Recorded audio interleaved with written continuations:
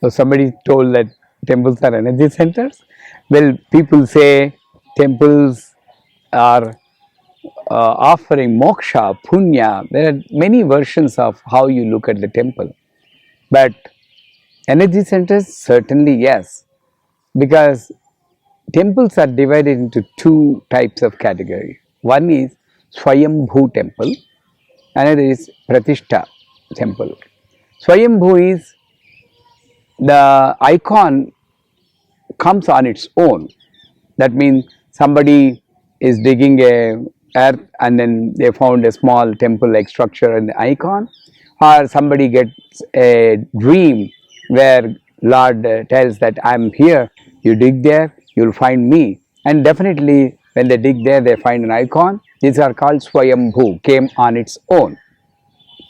And some other temples, normally other temples, they bring the icon, make the icon, and then do the consecration ceremony with all the mantras. Between these two, Swayambhu definitely have inbuilt energy because it came on its own. But then, having said that, the temple energy depends upon many factors. Any temple, Trikala Puja should be done. That means morning, noon, and evening. Puja should be done, Anna Prasadam, Naivedyam should be done. Because in temple the icons are big. In your house, icons are only small. It's not necessary that if you have big icon, you have to do big Naivedyam. Even small Naivedyam, it's good to build up that energy in the temple. So it's a disciplined procedure. So Trikala Puja, number one. And temples should not demand money for any puja or particularly Naivedyam. It should be done, at least some portion of the Naivedyam should be given free of cost to the people. The Dharmika Shakti of the temple is also to be preserved. Most of the temple follow this. Every temple they give some free prasada. Of all the things, a priest or a Vedic Pandit should continuously recite a Veda, Rigveda, Yajurveda, Samaveda, or some stotras, or play some stotras continuously that create the sound creates some energy. More than that, in temple, the Pratishta, I am talking about the Pratishta temple, is done following the Vedic traditions where they call Adivasa Puja, Pancha Adivasa.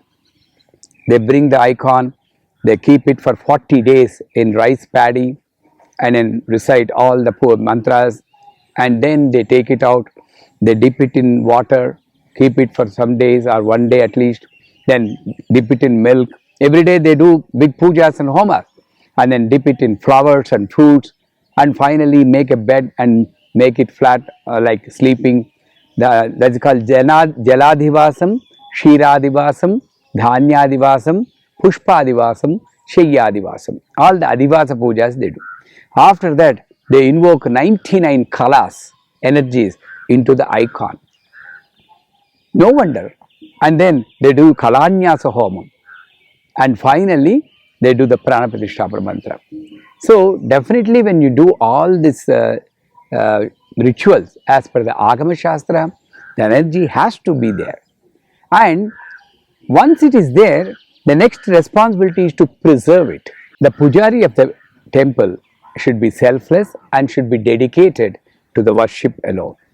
And the pujari should be maintained by the trust, is taken care of his family. When all this happens, the selfless worship also preserves that energy. And the devotees also have their responsibility. When they go to the temple, they should only recite hymns and not talk about mundane things. Did your son get married? Oh, how much dowry you have got? These sort of things we hear in the temple. And that depletes the energy.